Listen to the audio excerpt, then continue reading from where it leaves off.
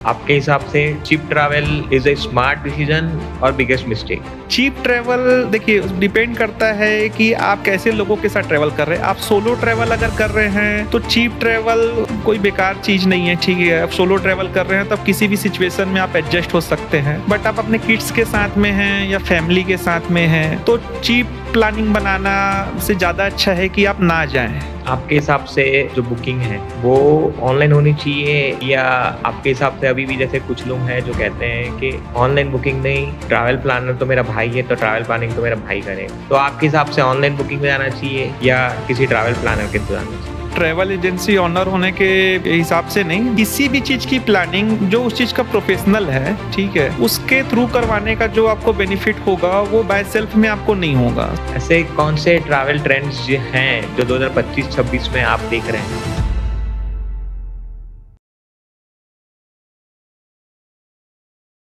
Welcome to our show travel 7 care podcast. आज हमारे साथ हैं mister Shubham from Surabhi holidays and founder of global travel association. Welcome to our show sir. Thank you for inviting me. Thank you so much. आज आपके और हमारे बीच में जो सवाल होंगे वो बहुत इंटरेस्टिंग होंगे, क्योंकि या श्योर। ट्रैवल और ट्रैवल बेस्ड पूरा पॉडकास्ट है। सो बहुत अमेजिंग रहेगा ये। या तो डेफिनेटली मैं भी ऐसा ही कुछ सोच करके आज मैं आपको ज्वाइन किया हूँ।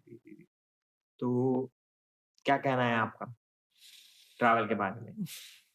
देखिए ट्रैवल लाइफ का एक बहुत ही इम्पोर्टेंट पार्ट है। और आफ्टर कोविड तो ये और भी मस्ट हो चुका है, क्योंकि पहले ऐसा होता था जो मैं समझता हूँ कि पहले लोग पैसे कमाते थे, जमा करते थे, ठीक है, अपने बच्चों के लिए X Y Z. But after covid लोगों को ये रियलाइज होना चालू हुआ है कि खुद को जीना है करके। तो उसका मतलब आफ्टर कोविड ट्रैवल इंडस्ट्री में काफ़ी बूम है। और ये बीच-बीच में कुछ केसेस होते रहते हैं, जैसे लास्ट टाइम पहलगाम का केस हो गया, फिर उसके बाद में ये जितने भी वॉर्स जो हो रहे हैं, इसका तो बहुत ज़्यादा इम्पैक्ट गिरता है। हमारा इंडस्ट्री ऐसा है कि जिस पे सबसे फर्स्ट इम्पैक्ट गिरता है और सबसे लास्ट तक रहता है। अभी भी इसका भी सर्वाइव अभी भी हम लोग जो कर रहे हैं। बट स्टिल जो है उसका भी ऑप्शंस रहता है कि इंटरनेशनल टूर्स अभी थोड़े से इम्पैक्ट हो रखे हैं, तो आप डोमेस्टिक टूर कीजिए। बट ट्रैवल इज़ जैसे अपन हमारे लाइफ में खाना-पीना बहुत ज़रूरी है, वैसे ट्रैवल भी 100% बहुत ज़रूरी है। और ट्रैवल किसी भी बजट पे हो सकता है। ऐसा कुछ ये नहीं है कि आपके पास इतने पैसे होंगे तो ही आप ट्रैवल कर सकते हैं। किसी भी बजट पे ट्रैवल हो सकता है, ऐसा मेरा सोचना है। तो हम बात करते हैं कि ट्रैवल जो ट्रैवल है वो कैसे प्लान किया जाता है। आज हमारा टॉपिक रहेगा कि क्या ट्रैवल जो है वो कितना अच्छा हम कर सकते हैं। ट्रैवल खराब डिसीजन से होता है या प्लानिंग से? उस बारे में हमारा डिस्कशन होगा। तो आपका क्या कहना है कि ट्रैवल जो है वो डिसीजन कितना इम्पोर्टेंट है उसके लिए? या सिर्फ़ हम रील्स देख के ट्रैवल प्लान कर लिए? देखिए ट्रैवल प्लानिंग कंप्लीटली डिपेंड करता है आपके डिसीजंस के ऊपर में। डिसीजन कभी भी ट्रैवल प्लानिंग के कभी भी एकदम मैं तो मतलब सजेस्ट करता हूँ कि कभी भी ओवर एक्साइटेड हो करके या ओवर कमिटेड हो करके जो प्लानिंग करते हैं। मैंने काफ़ी सारे हमारे भी क्लाइंट्स को मैंने जो देखा है कि सपोज़ रात को अचानक प्लान होता है 8-9 बजे और ग्रुप में सब आज सेल्फ बुक कर लेते हैं। दूसरे दिन फिर हमको फ़ोन करते हैं कि हमने ये टिकट्स कर लिए, अब मीट का जो पार्ट है, लैंड पार्ट वो आप कर लीजिए करके। तो ये ओवर एक्साइटेड होकर के या ओवर कमिट कभी हम किसी को बोल देते हैं कि चलो यहाँ चलते हैं, तो वो कमिटमेंट पूरा करने के लिए या शो ऑफ करने के लिए इस तरीके की जो प्लानिंग करते हैं, या रील्स तो कंप्लीटली मतलब लोगों को गलत वे पे लेके जाती है। रील्स जो है वो कंप्लीटली जैसे रील्स आती है ₹5000 में शिमला मनाली का टूर करके लिए, मतलब प्रैक्टिकली अगर आप ₹5000 अगर लेकर के शिमला मनाली के टूर में अगर निकलते हैं, तो आपका ट्रैवल नहीं सफ़र हो जाएगा वो पूरा। तो रील्स तो कंप्लीटली लोगों को जो है ना अनअवेयरनेस है। वो रील्स जो डाल रहे हैं, वो पैसे अर्न कर रहे हैं, पर उनको देख कर के अगर आप उसको इम्प्लीमेंट करना चाहते हैं, टोटली वर्स्ट प्लानिंग है वो। रील्स देख कर के कभी भी प्लानिंग नहीं करना चाहिए। एक और चीज़ इसमें मैं जोड़ना चाहता हूँ कि हमारे इंडस्ट्री में जैसे आप किसी भी कभी भी किसी कोर्ट केस के लिए आप अच्छा एडवोकेट ढूँढते हैं, किसी भी डिसीज़ के लिए आप अच्छे डॉक्टर ढूँढते हैं, तो ट्रैवल प्लानिंग के लिए भी लोग क्यों सोचते हैं कि हम किसी ट्रैवल एजेंट से प्लानिंग करवाएँगे तो हमको बहुत खर्चा हो जाएगा, कॉस्टिंग हमारे को अननेसेसरी बर्डन पड़ेगी, ऐसा कुछ भी नहीं है। आप अपने हौच-पौच के टाइम ज़ोन से समय निकाल कर के, अपना प्रीशियस टाइम निकाल कर के, तो पैसे से ज़्यादा कीमती समय होता है। आपके जीवन में पैसा दोबारा आ सकता है, समय कभी दोबारा नहीं आ सकता है। तो अपने आप हौच-पौच के टाइम ज़ोन से आप समय निकाल कर के आप जो है ट्रैवल प्लानिंग करते हैं और उसको भी आप गलत कर लेते हैं। तो आपका जो एक एक्सपीरियंस खराब होता है, फिर आप आने के बाद में जो है आप फिर सोचते हैं कि अभी मेरे को नहीं जाना है, ऐसा हो गया, वैसा हो गया। कोई भी जगह खराब नहीं होती, आपकी प्लानिंग खराब है। आपने सोचा है कि मैं सेविंग खुद से कर सकता हूँ, तो हेयर भी खुद ही कट कर लूँगा। ये कोई पॉसिबिलिटी नहीं है। कोई भी चीज़ का प्रोफेशनलिज़्म जो एक वो होता है, तो कोई अगर इस ट्रेड में है, वो इस काम को कर रहा है, उसका उसको एक्सपीरियंस है, तो आप उससे सलाह लेकर के, उससे गाइडेंस लेकर के आप प्लानिंग कीजिए। आपका 100% आपका ट्रैवल जो है मेमोरी क्रिएट करेगा। तो आपके हिसाब से cheap travel is a smart decision और बिगेस्ट मिस्टेक? नहीं देखिए, चीप ट्रैवल स्मार्ट डिसीजन भी नहीं बोल सकता मैं, बिगेस्ट मिस्टेक भी नहीं बोल सकता। चीप ट्रैवल देखिए डिपेंड करता है कि आप क्या मतलब कैसे लोगों के साथ ट्रैवल कर रहे हैं। आप सोलो ट्रैवल अगर कर रहे हैं, तो चीप ट्रैवल कोई बेकार चीज़ नहीं है, ठीक है। आप सोलो ट्रैवल कर रहे हैं, तब किसी भी सिचुएशन में आप एडजस्ट हो सकते हैं।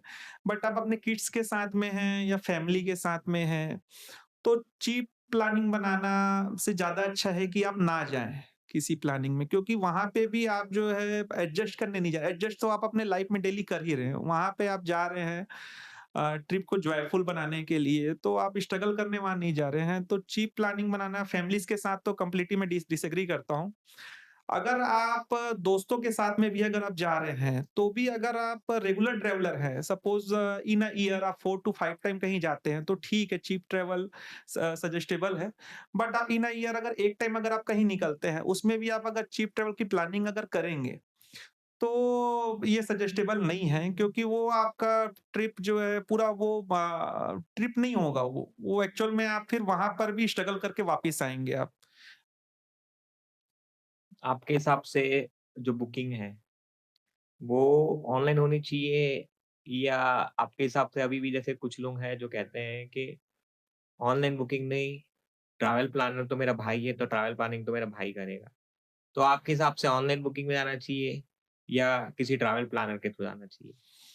देखिए as a travel agency owner होने के हिसाब से नहीं, बट मैंने जैसे इसको पहले वाले भी आपके क्वेश्चन में मैंने आंसर किया कि किसी भी चीज़ की प्लानिंग जो उस चीज़ का प्रोफेशनल है, ठीक है?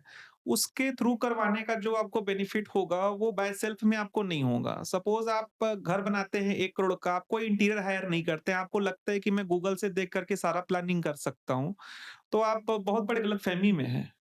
है ना?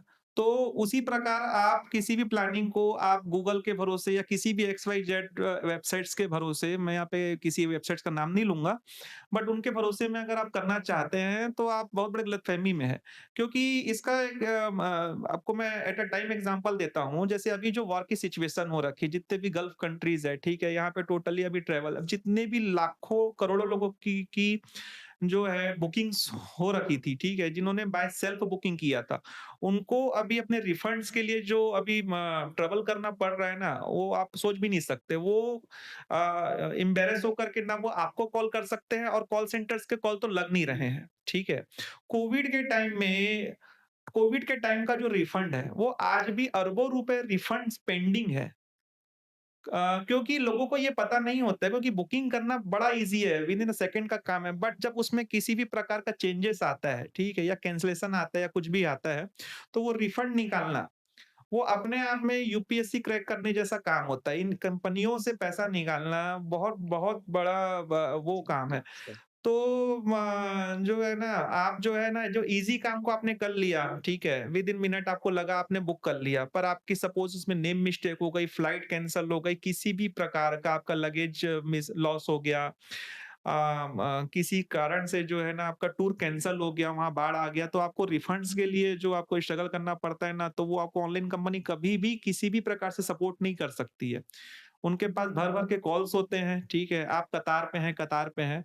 पर इसी टाइम में अगर आप किसी अपने नियर डियर ट्रैवल प्लानर से जो कि इस ट्रेड में है, उसको इस चीज़ का अगर एक्सपीरियंस है, अगर आप उससे प्लानिंग अगर करवाते हैं, तो आप उसको बोल सकते हैं और वो भी आप उसके रेगुलर अगर क्लाइंट है, तो वो भी पहली प्रायोरिटी में आपका काम करके देगा, रिफंड आपको करके देगा, अदरवाइज़ आपको क्रेडिट नोट दिलवाएगा। तो आपको काफ़ी सारा जो है उसका बेनिफिट होता है। काफ़ी ज़्यादा बेनिफिट होता है, मतलब उसके कोई नंबर्स नहीं है, but lots of benefits you get. Great, बहुत सही जवाब दिया आपने इसका। इसके पहले देखिए मैं स्टेट में 2008 से हूँ। इसके इसके पहले भी जितने भी देखिए इसके पहले आपका यूक्रेन रशिया जो वॉर जो चल रहा था, उसके कारण जो है उसका इम्पैक्ट इंडिया पे नहीं गिरा। लेकिन इंडिया की जो फ्लाइट्स हैं, ठीक है? उसके लिए कुछ कंट्रीज़ ने अपना एयर स्पेस क्लोज़ किया। उसके कारण फ्लाइट कैंसल होती है क्योंकि उनके ऊपर में फ्यूल चार्जेस का दबाव आता है। अब वो आप फ्लाइट बुक कर चुके हो बट आपसे वो डिफरेंस का जैसे ट्रेन में होता है कि रेलवे का रेंट जब बढ़ता है तो टीसी आपसे डिफरेंस का पैसा ट्रेन में कलेक्ट कर सकता है। बट फ्लाइट में ऐसा नहीं होता है। वो आपसे डिफरेंस का कॉस्ट वसूल नहीं सकते। तो वो एयरलाइन क्या करती है, एयरलाइन ने सीधा फ्लाइट को कैंसल कर देती है। क्योंकि वो उसके ऊपर में फ्यूल के चार्जेस उसके ऊपर में एक्स्ट्रा बर्डन हो रहा है। तो ये सब सिचुएशंस में जब आपको रिफंड लेना रहता है ना लाखों, क्योंकि इंटरनेशनल ट्रैवल कुछ हजारों का तो होता नहीं है, लाखों का ट्रिप बनता है। तो इस टाइम में ना फिर आपको याद आता है कि हाँ, ये मेरे नियर ट्रैवल एजेंट थे और मैं इनसे अगर प्लानिंग किया रहता तो मैं आज उनसे पूछ भी सकता था।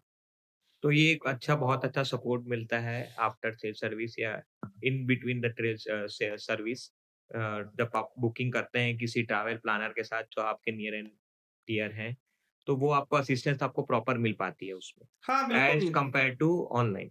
हाँ, बिल्कुल उससे 100 टाइम का ऑनलाइन कंपनी से 100 नहीं 1000 टाइम आपको ज़्यादा सपोर्ट मिलता है किसी भी सिनेरियो में, क्योंकि आपके भी किसी भी इंटरनेशनल ट्रिप में अगर आप जाते हैं, आपको 100 चीज़ों की जानकारी चाहिए होती है, जो कि आप अगर किसी भी ट्रैवल प्लानर से अगर आप ट्रिप डिज़ाइन करवाते हैं, तो आप उससे हर छोटे क्वेश्चन आंसर जो है आप उससे पूछ सकते हैं, छोटी से छोटी बातें पूछ सकते हैं।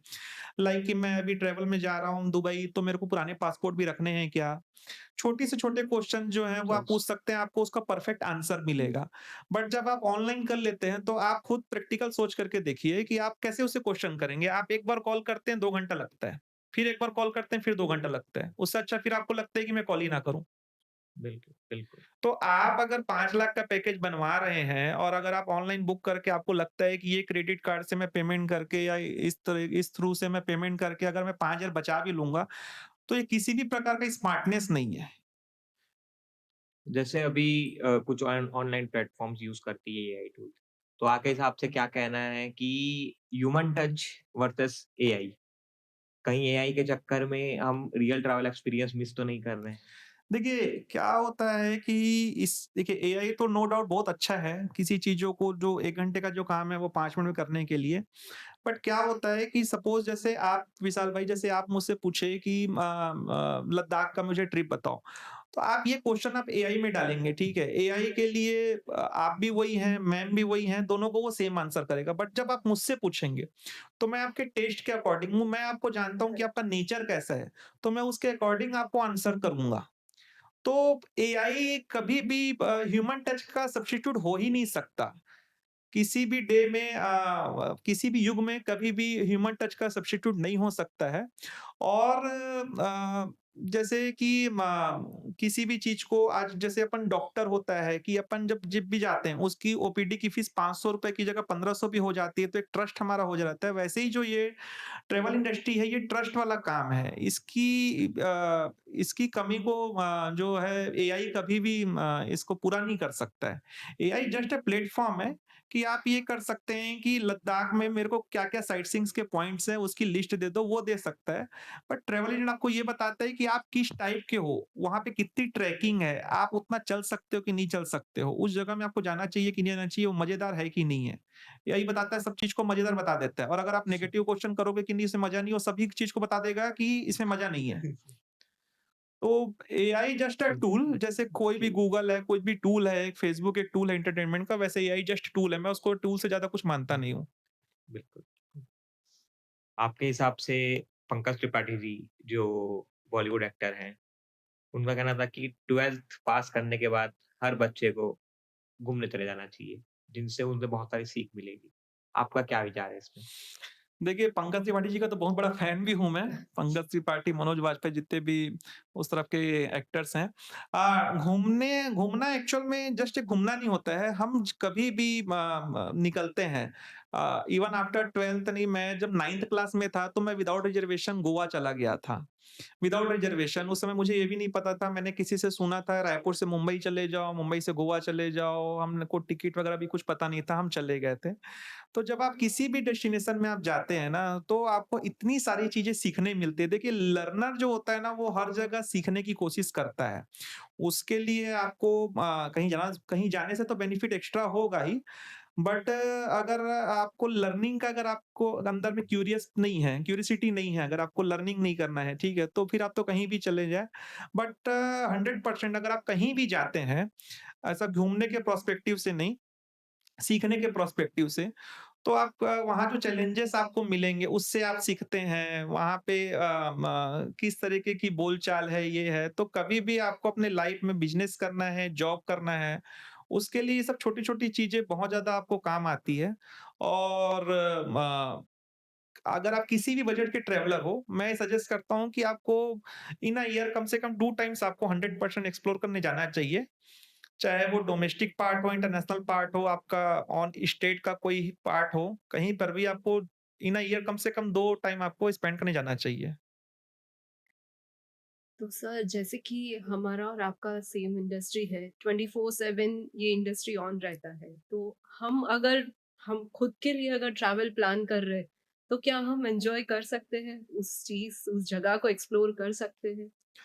देखिए मैम, आपका क्वेश्चन तो बड़ा अच्छा क्वेश्चन आपने पूछा। अब ऐसा है कि जैसे कि कोई मिठाई दुकान वाला जब होता है, मिठाई दुकान जब वो चलाता हुँ, है, तो हमारे लिए तो मिठाई में टेस्ट आता है, बट वो सामने में उस चीज़ को देख-देख करके उस वो टेस्टलेस हो जाता है, ठीक है? तो वैसे ही है, तो मैं तो ऐज़ अपनी थिंकिंग इसमें बताऊँगा कि मैं जब कहीं जाता हूँ अपना खुद या मेरी फैमिली को लेकर हुँ, के, तो फैमिली तो 100% एन्जॉय करती है। मैं एक्सप्लोर करता हूँ कि मैं गेस्ट को कभी भेजूँ तो ये किस जगह पे एडवांटेज है, कहाँ पे नहीं है, ये टाइम टेकिंग बस है, इस जगह पे कुछ नहीं है या इस जगह पे अच्छा एन्जॉय है। तो मैं एक्सप्लोर करता हूँ, तो एज़ अ ट्रैवल एजेंट अगर आप सिंसियर तरीके से अगर आप इस फील्ड में हुँ, हैं हुँ। और आप ये चाहते हैं कि आपके थ्रू कोई भी क्लाइंट कहीं भी अगर है, किसी भी दुनिया के किसी भी कोने में, तो आप एन्जॉय नहीं करते हैं, आप एक्सप्लोर करते हैं। कहीं न कहीं आप एक्सप्लोर करके आप नॉलेज गेन कर रहे हैं, क्योंकि हमारी एसेट्स यही है, हमारी एसेट्स यही है। आप नॉलेज गेन करते हैं, गेन करने के बाद में आप उसको अपने बिज़नेस में इम्प्लीमेंट करते हैं। वहाँ से आने के जस्ट बाद में अगर कोई क्लाइंट अगर आपको उसी जगह का अगर आपसे ट्रिप करवाता है, तो आप उसको और बेटर सर्व कर पाते हैं। तो आपके साथ में जितने लोग हैं, वो तो ज़रूर एन्जॉय करते हैं, बट आप खुद एन्जॉय नहीं करते हैं। हम एक्सप्लोर करके कुछ और बेटर लर्न करके आते हैं, लर्न जिसको करके हम आते हैं, यस, अप्लाई करते अप्लाई यस, कर अप्लाई करते हैं। हुँ। अगर डेस्टिनेशंस की बात करें तो ऐसे कौन से टॉप हॉटेस्ट डेस्टिनेशंस हैं जो ज़्यादातर आपके क्लाइंट्स के थ्रू बुकिंग्स में आते हैं? ये डोमेस्टिक के लिए या इंटरनेशनल के लिए, किसी भी बोथ। सेक्टर के लिए? देखिए, इसमें एक चीज़ मैं ज़रूर आपको बोलना चाहूँगा कि मैं डोमेस्टिक ट्रैवल को काफ़ी ज़्यादा वो करता हूँ, प्रमोट करता हूँ। उसके कई रीज़न्स हैं कि मेरे ट्रैवल कंपनी का एक टैगलाइन भी है, first let's your explore your own country then abroad. क्योंकि मुझे ऐसा लगता है कि हमारे देश का पैसा हमारे देश पे ही रहेगा। उसके अलावा इंटरनेशनल टूर में जो चैलेंजेस आते हैं, visa kind of language problem, वो इंडिया में थोड़ी-सी कम होती है। हॉटेस्ट स्पॉट की अगर आप बात करें, हॉटेस्ट डेस्टिनेशन की बात करें, तो इंडिया में मुझे लगता है कि इंसान को एक बार लद्दाख ज़रूर जाना चाहिए, एक बार लक्षद्वीप ज़रूर जाना चाहिए, एक बार अंडमान ज़रूर जाना चाहिए। और अभी जो ये एक सोशल मीडिया में या एक ऐसा जो चलन पड़ा है कि कहाँ जा रहे हैं, तो जैसे आप इंडिया के अंदर की कोई डेस्टिनेशन बताते हैं, तो एक मार्केट र्यूमर नहीं जाता है कि, और जैसे आप बताते हैं कि मैं यूरोप जा रहा हूँ। हाँ। जो यूरोप के जितने साइट सीइंग्स हैं या कहीं के भी जितने साइट सीइंग्स हैं, टेक्नोलॉजी को छोड़ करके, जैसे आपका बुर्ज खलीफा इंडिया में नहीं हो सकता है, बट आप अगर नेचुरल अगर कोई साइट सीइंग बोलोगे तो इंडिया में किसी प्रकार की कोई कमी नहीं है। हुँ, अगर आप अंडमान जाते हैं तो आप मालदीव भूल जाएँगे, हाँ। अगर आप लद्दाख जाते हैं तो स्विट्ज़रलैंड भूल जाएँगे, अगर आप औली जाते हैं, हर्षाली जाते हैं, तो इंडिया में किसी प्रकार की कोई कमी नहीं है, किसी भी प्रकार की कोई कमी नहीं है। तो इंडिया में ये सब स्पोर्ट्स को हम काफ़ी ज़्यादा प्रमोट करते हैं और मेरे साथ तो ऐसा होता है कि मेरा कोई क्लाइंट इंटरनेशनल टूर की प्लानिंग कर रहा था, तो मैं उसको पुश करके डोमेस्टिक की तरफ ज़्यादा उसको मैं कन्वर्ट करने की कोशिश करता हूँ हुँ, कि यहाँ पे भी काफ़ी सारी चीज़ें हैं, यहाँ जाइए ऐसा करके। एग्री करती हूँ मैं। ऐसे कौन से ट्रैवल ट्रेंड्स हैं जो 2025-26 में आप देख रहे हैं? हुँ, देखिए ट्रैवल ट्रेंड्स में स्पॉट्स की अगर बात करें अगर अपन कि ऐसा कौन सा डेस्टिनेशन है, तो ट्रैवल ट्रेंड्स में देखिए जैसे कि वियतनाम वियतनाम अभी हर जगह पे रजनीगंधा जैसे बोलते हैं, वैसे हर जगह पे वियतनाम अभी चढ़ा हुआ है। वियतनाम फर्स्ट कंट्री था जो आफ्टर कोविड ओपन हुआ था, ठीक है, टूरिस्ट के लिए। उसके अलावा वियतनाम अपने आप को एज़ अ ट्रैवल कंट्री अपने आप को ऐसा प्रमोट किया हुआ है जैसे कि आप एंटायर वियतनाम में आपको वीज़ा लगता है, फुकोक में आपको वीज़ा नहीं लगता। विदाउट वीज़ा उसने किया हुआ है। तो वियतनाम काफ़ी ज़्यादा फेमस डेस्टिनेशन बना हुआ है इंटरनेशनल ट्रिप के लिए और उसके अलावा फिर जो रेगुलर कंट्री जो चल रहे थे सिंगापुर, मलेशिया, दुबई ये सबसे थोड़ा-सा अब लोग मुझे ऐसा लगता है कि थोड़ा-सा बोर हो चुके हैं। तो अब भूटान लोग अभी एक्सप्लोर करना चाहते हैं। थोड़ा लोग नेचर के पास आ रहे हैं, भले अपने घर के सामने के पेड़ को कटवा देते हैं। श्रीलंका भी लोग जा रहे हैं, श्रीलंका की अच्छी डिमांड है, भूटान की अच्छी डिमांड है।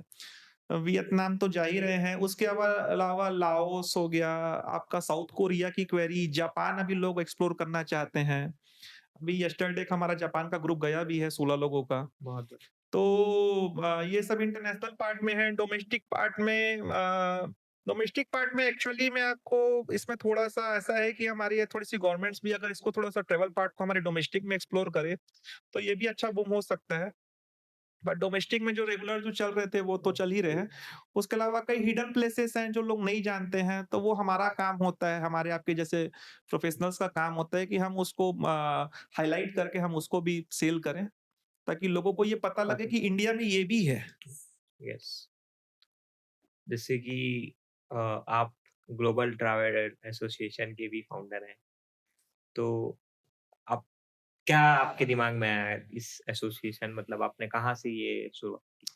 एक्चुअली थोड़ा मेरा नेचर शुरू से बहुत ज़्यादा सोशल रहने का है और मैं कभी भी जैसे मैं और मेरी वाइफ की एनिवर्सरी है तो हम लोग रेस्टोरेंट जाकर के खाना खाना 2 लोग पसंद नहीं करते। मैं फैमिली को इकट्ठा करता हूँ फिर हम लोग तो वैसे ही मैं सोचता था कि अब देखिए कॉलेज स्कूल सबके छूट गए हैं, ना उसपे फ्रेंड्स बचे। अभी हमारा डे रूटीन पूरा कटता है हमारे ट्रैवल फैटर्निटी के लोगों के साथ में।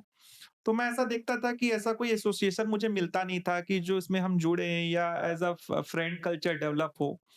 तो हम लोग 2 या 3 साल पहले हम कई रिसॉर्ट्स वाले हमको जो ऐसा फैम ट्रिप आप जानते होंगे, तो ऐसा हमको बुलाते हैं, तो वहाँ पे हम लोग गए हुए थे और मेरे दिमाग में कई लोगों से मैंने डिस्कस किया था बट वो सब एग्री थे बट कोई इसको इम्प्लीमेंट नहीं कर पा रहा था। तो फिर मैंने एक मॉर्निंग हुआ, मॉर्निंग में मैंने जस्ट एक स्टार्ट ऐसा किया, मैंने ब्लैंक पेपर लिया और वहाँ पे जितने भी लोग मौजूद थे अलग-अलग रीज़न से एंड ऑल, तो मैंने सबके फर्म का नाम लिया और उनका एड्रेस और मोबाइल नंबर एंड ऑल मैंने सारा लिया। मैं बैक टू अपना रायपुर आया, होम सिटी। उसके बाद में मैंने सारे लोगों को पहले फ़ोन पे सेव करके फिर मैंने स्टार्ट किया। स्टार्ट करते समय हमारे पास में शुरू में 5, 7, 8, 10 लोगों को मैंने जोड़ा था। फिर धीरे-धीरे उसमें काफ़ी सारे लोग जुड़ते गए और उसका एडवांटेज हम लोगों को काफ़ी अच्छा मिलना जितने लोग जुड़ते गए उसका एडवांटेज अच्छा मिलते गया। तो आज के डेट में लगभग 60-65 मेंबर्स एक्टिव मेंबर्स आप भी उसमें बहुत एक्टिव मेंबर हैं। तो जो है इसका एडवांटेज काफ़ी अच्छा अभी हमारा एसोसिएशन हमारा रजिस्टर्ड भी हो चुका है और कमिंग मंथ्स में हम काफ़ी अच्छा कुछ करने वाले हैं। तो अभी उस मेहनत तो काफ़ी सारी मेरी लगी इसमें मैंने अच्छा खासा इसमें टाइम अपना स्पेंड किया बट अभी जब रिज़ल्ट मिलना चालू हुआ है तब लगता है कि नहीं मैंने सही जगह मेहनत करी है। और अभी हम किसी भी इवेंट में या कहीं भी जाते हैं, किसी भी टाइप की किसी भी हमारे इसका मोटिव जो है, जैसे हमारे किसी भी हमारे फ्रेटर्निटी के हमारे किसी भी भाई को अगर कुछ भी प्रॉब्लम होती है किसी भी टाइप की, तो हमारे जो जितने मेंबर इसमें ऐड है, उसमें 100% कोई ना कोई उसको हेल्प कर देता है। ये तो आपका बहुत अच्छा इनिशिएटिव है। इसका इससे हमको बहुत अच्छा एडवांटेज मिल रहा है। अभी हम लोग इसमें कुछ सोशल वर्क भी करते हैं जो हम लोगों से हो सकता है। उसके अलावा हम लोग इसमें मैचेस भी हमारे हुए बीच में एयर इंडिया, इंडिगो के साथ में। तो जितना मैंने इमेजिनेशन या जितना मैंने एक्सपेक्ट किया था उससे मेरे को मोर देन इसमें हम लोगों को इसमें रिजल्ट मिल रहा है। एक हेल्दी कल्चर आप क्रिएट कर रहे हैं इसको लेके। इवन आपने जैसे बताया आपने क्रिकेट इंडिगो एयरलाइंस एक अच्छी टीम बिल्डिंग एक्टिविटी हो रही है हमारे बीच या उनके बीच। काफ़ी सारे तो बहुत सारी और चीज़ें हाँ, इसमें और भी जो लोग मुझे नहीं जानते थे, वो भी अगर अभी मुझसे आकर के मिलते हैं कि हाँ हम लोगों ने सुना है इस एसोसिएशन के बारे में, हम जुड़ना चाहते हैं। तो एक्चुअली मैं चाहता वही हूँ कि अनोन्स भी जो है एकदम कंफर्टेबली हमसे जुड़ें, क्योंकि हमारे में अभी हमने कोई टर्म्स कंडीशन ये कुछ रखा नहीं है। अभी हमारे साथ मेंबर होने के लिए सिर्फ़ आपको प्योरली इस फ्रेटर्निटी का होना चाहिए, ठीक-ठाक आपको एक्सपीरियंस होना चाहिए। तो आप मोस्ट वेलकम है, आप हमको जॉइन कर सकते हैं। बिल्कुल, ऐसी बहुत सारे लोग जब ट्रिप प्लान करते हैं, तो उसमें से बहुत सारी मिस्टेक्स करते हैं। तो आपके हिसाब से ऐसी कौन-सी 3 मिस्टेक हैं जो 90% लोग करते हैं, अपनी ट्रैवल बुकिंग या प्लानिंग के टाइम पे? सबसे फर्स्ट मिस्टेक तो इसमें जो करते हैं कि ना वो बिफोर प्लानिंग सबसे पहले वो टिकट बुक कर लेते हैं। प्लानिंग वो सोचते हैं कि प्लानिंग हम कर लेंगे, टिकट पहले बुक कर लेते हैं। अभी सपोज़ आपने 1 तारीख की जाने की टिकट बुक कर ली, 5 तारीख की आने की बुक कर ली, उसके बाद आप मुझे बोलते हैं या आप खुद भी से बाय सेल्फ सर्च आउट करते हैं, तो आपको उसके बाद समझ में आता है कि अरे ये तो 6 दिन का ट्रिप था। आप पहले से आप ये प्लानिंग नहीं करते हैं कि डे 1 की साइटसीइंग्स क्या होनी चाहिए, डे 2 की साइटसीइंग क्या होनी चाहिए, किस साइटसीइंग में कितना टाइम लगेगा। आपने उठा कर के सबसे पहले टिकट बुक कर ली। उसके अलावा सेकंड नंबर की जो मिस्टेक जो करते हैं, वो ये है कि ना सही टाइम में सही प्लेस का डिसीजन नहीं लेते हैं। मार्च की टिकट कर लेंगे लद्दाख जाने के लिए, सिक्किम की टिकट कर लेते हैं जुलाई में। तो ये कंप्लीटली जो है रॉन्ग डिसीजन रहता है। थर्ड डिसीजन जो है लोग अकोमोडेशन में को लेकर के उतना सीरियस नहीं होते या खर्च नहीं करते। लोग फ्लाइट में टिकट ले लेते हैं 10,000 की और ट्रेन में टाइम बचाने के लिए, ठीक है। बट लोग अकोमोडेशन को लेकर के अवेयरनेस नहीं है। लोगों के अंदर में अभी भी जो मैंने काफ़ी लोगों को जो पाया है, वो उनका क्या सोचना रहता है कि सोना ही तो है। बट सोना ही तो सबसे कीमती है। अच्छी नींद अगर आपकी रहेगी तो आपका डे होल डे आपका जो है वो काफ़ी अच्छा जाएगा। तो अकोमोडेशन को लेकर के अवेयरनेस नहीं रहता है। अगर अवेयरनेस है भी तो वो कौन-सा सेंटर पॉइंट है, किस लोकेशन में आपको होटल लेना चाहिए, उस चीज़ का अवेयरनेस नहीं रहता है। वो गलत बुक कर लेते हैं। बाद में कोई साइटसीइंग आपको जाने के लिए सपोज़ आपको किसी भी टैक्सी मोड में आपको अगर ₹100 लगना था, वहाँ पे आपको 1000 लगता है। वहाँ जाकर के आप समय अलग अलग बर्बाद करते हैं अपना ओवर द ट्रांसपोर्टेशन में। तो ये तो 3 तो मैंने बता दिया, बाकी ऐसे बहुत सारी मिस्टेक्स हैं जो आदमी इसी कारण मैंने आपको बोला ना ओवर एक्साइटेड होकर के या जल्दबाजी में जो है, जो ट्रिप प्लान करते हैं वो पूरा स्पॉइल हो जाता है वो। इसमें एक और पॉइंट आता है जैसे कि कुछ लोग चीपेस्ट एयरफेयर्स देख के वो टाइमिंग हुँ। नहीं देखते हैं जी। कि कौन से टाइमिंग में हम पहुँच रहे हैं और कौन से टाइमिंग में हम वापस आना है हमको। वो रात की फ्लाइट ले लेते हैं, उसके बाद रात को फिर उनको ट्रैवल करना है। तो चीपेस्ट एयर फेयर का जैसे आपने बात किया ये बहुत चीपेस्ट एयर फेयर के साथ में लोग ये नहीं देखते हैं कि इसमें लगेज इंक्लूजन है कि नहीं है। लगेज जैसे आपकी लो कॉस्ट जितनी एयरलाइंस है, एयर एशिया है, वियर जेट है, एयर अरबिया है, कई सारी एयरलाइंस है जो आपको ना शो करती है कि हाँ जरूर ये कॉस्ट में लोग बोल सोचते हैं कि हाँ ठीक है कर लेते हैं, कुछ नहीं देखते हैं। आपको उसमें लगेज मिल रहा है कि नहीं मिल रहा है। फिर लगेज के लिए आप इतना एक्सपेंड करते हैं जितने में अच्छी प्रीमियम प्रीमियम क्लास की आपकी फ्लाइट मिल सकती थी। उसके अलावा आप चीप फ्लाइट बुक कर लिए बिना किसी प्लानिंग के, आपकी फ्लाइट लैंड कर रही है मॉर्निंग 6 ओ क्लॉक की, आपका होटल का चेक इन है 2 बजे का, आपकी कोई प्लानिंग ही नहीं है कि मैं 6 बजे पहुँचने के बाद मैं 2 बजे तक क्या करूँगा। ये सब जो प्लानिंग है वो सही ट्रैवल प्लानर के थ्रू ही पॉसिबल होती है। अदरवाइज़ जो है आप जिस ट्रेड में आप प्रोफेशनल हैं, आप वो काम पे दिमाग लगाइए। अदर देन आप ट्रिप प्लानिंग का काम जो ट्रिप प्लानर है उसके ऊपर में छोड़िए। और भी ऐसे कई सारी मिस्टेक्स करते हैं कई लोग जो है लोगों को पता लग ये लगता है कि नेपाल जाने के लिए जो है पासपोर्ट नहीं लगता है, बुक कर लेते हैं, आधार कार्ड लेकर के एयरपोर्ट पहुंच जाते हैं। अभी 3 या 4 साल पहले एक केस हुआ था। एक बंदा चंडीगढ़ का था, उसने स्पाइस जेट एयरलाइन की टिकट बुक कर ली और वो आधार कार्ड लेकर के एयरपोर्ट पहुंच गया। वहाँ पे उसका बोर्डिंग डिनाय हो गया क्योंकि वहाँ पे वोटर आईडी या पासपोर्ट लगता है। उसने उठा करके स्पाइस जेट एयरलाइन के ऊपर में केस कर दिया। उसका केस खारिज हुआ तो हुआ, उस बंदे के ऊपर 2 लाख रुपए जुर्माना लग गया। उसका कंसेंट ये था कि टिकट पे तो लिखा हुआ नहीं था कि इसमें वोटर आईडी या पासपोर्ट लगता है करके। कोर्ट ने आदेश दिया कि कुछ चीज़ें खुद को भी अवेयर होनी चाहिए अगर आप कहीं का प्लान कर रहे हो तो।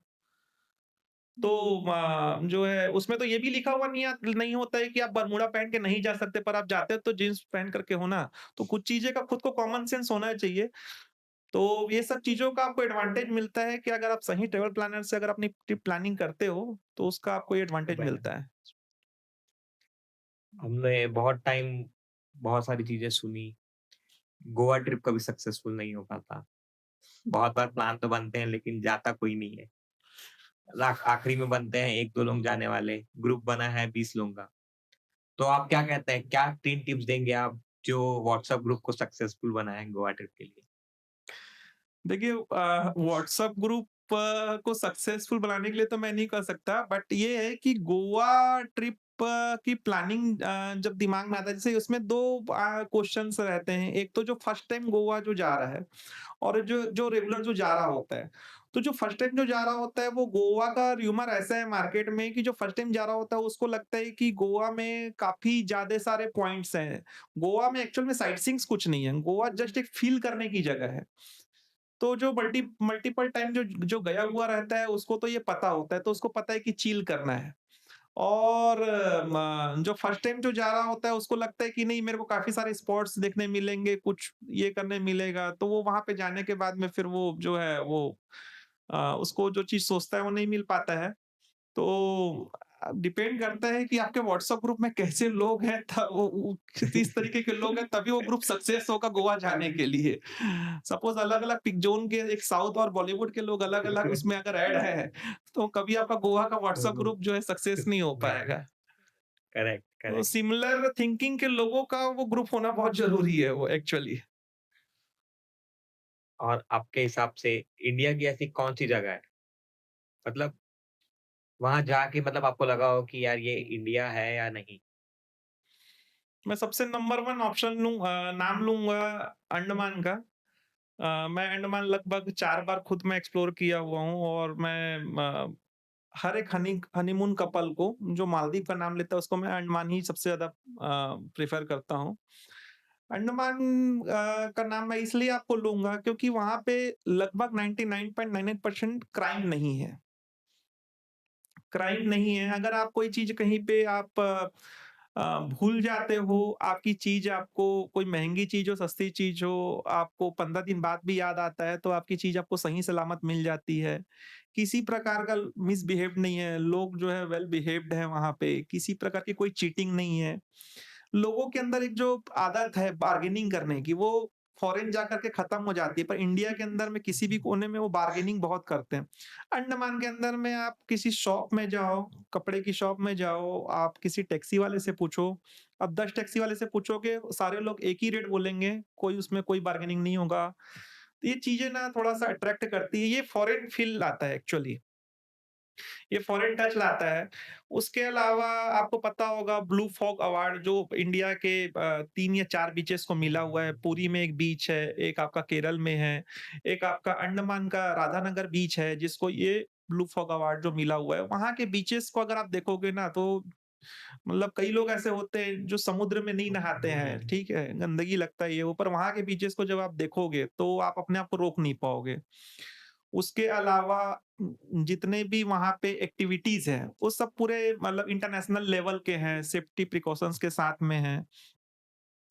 थोड़ा-सा एयर फेयर बस ज़्यादा आता है आने-जाने के लिए, बट वो आप अंडमान ट्रिप करके आते हैं तो आप पूरा फॉरेन ट्रिप को भूल जाते हैं। सेकंड अगर कोई स्पॉट अगर बोलेंगे तो डेफ़िनेटली लद्दाख का नाम आता है। अगर आप लद्दाख अगर जाते हैं, सही टाइम में सही प्लानिंग के साथ में अगर आप जाते हैं, कुछ लोग सोचते हैं मैं यंग हूँ तो एक्मेटलाइज करने के लिए प्रॉपर अपने आप को रेस्ट नहीं देते हैं, उस तरीके का नहीं। आप जाकर के वहाँ स्मोक कर रहे हैं, ड्रिंक कर रहे हैं तो उसका तो भगवान मालिक है। बट अगर आप सही प्लानिंग के साथ जाते हैं, लद्दाख को आप अपनी आँखों में जो कैद करके आएँगे ना, वो किस कहीं पे भी आपको नहीं मिलेगा, किसी भी इंटरनेशनल ट्रिप में नहीं मिलेगा। लद्दाख में जो खूबसूरती है और एक चीज़ मैं कहूँगा ज़रूर कि लोग जैसे स्काई डाइविंग करते हैं, पैराग्लाइडिंग करते हैं या किसी भी एक्टिविटी को करते हैं, तो उसको एन्जॉय करने से ज़्यादा वो कैमरे में कैद करने का बड़ा जो एक चलन पड़ा है ना, वो फिर उसके बाद में ना वो जितनी देर में वो बनता है रील, उतनी देर में वो जो एडवेंचर है वो खत्म हो जा रहता है। तो आप खुद को फ़ील कीजिए, खुद की आँखों में, अपने दिमाग में उस मेमोरी को आप फ़ील कीजिए, कैमरे में के बजाय। कैमरे के लिए, वो रील्स के लिए कॉन्शियस हो जाते हैं और वो जो एन्जॉय है, जो वो खुद फ़ील कर सकते हैं, वो नहीं कर पाते। वो बिल्कुल खत्म हो जाता है। और फिर उसके बाद में उसी रील के लिए बाद में वो पैसे दे करके वो रील को लेते हैं। फिर उसके बाद में उसको सोचते हैं 5-7 साल के बाद देखेंगे। अरे 5-7 साल के बाद का प्लानिंग अभी से क्यों करना? उस समय जब जाओगे उसको उसको एन्जॉय करो। जिस टाइम आप जहाँ जा रहे हो उसको आप एन्जॉय करो। बजाय कि आप उसको कैमरे में आप ये करने के बजाय जो है ऐसा मेरा सोचना है कि किसी भी एडवेंचर चीज़ को करते समय आप जो है ना उसको फ़ील कीजिए। आप उसका पैसा पे कर रहे हैं तो उसको फ़ील कीजिए आप। जैसे ट्रैवल एक इमोशन में आपको डिस्क्राइब करना हो, तो वो क्या हो सकता है आपके हिसाब से?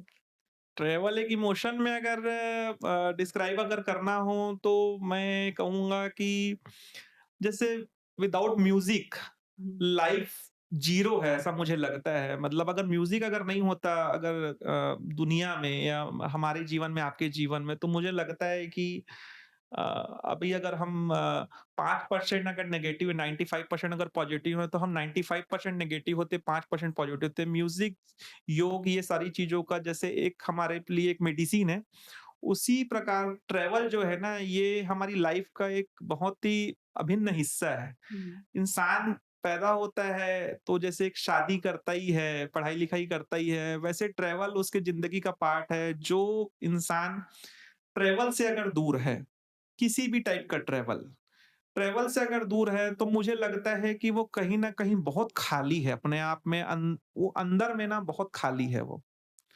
आप अगर कहीं भी ट्रैवल करते हैं, आप इतनी चीज़ें अपने अंदर में आप लेकर के आते हैं, जो चीज़ें आपको ज़िंदगी में आगे बढ़ने के लिए बहुत सपोर्ट करती है।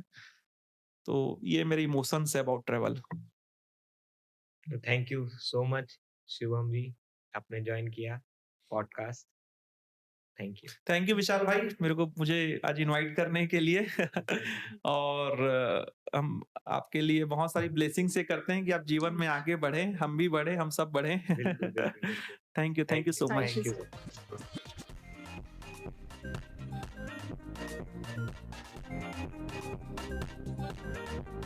मच।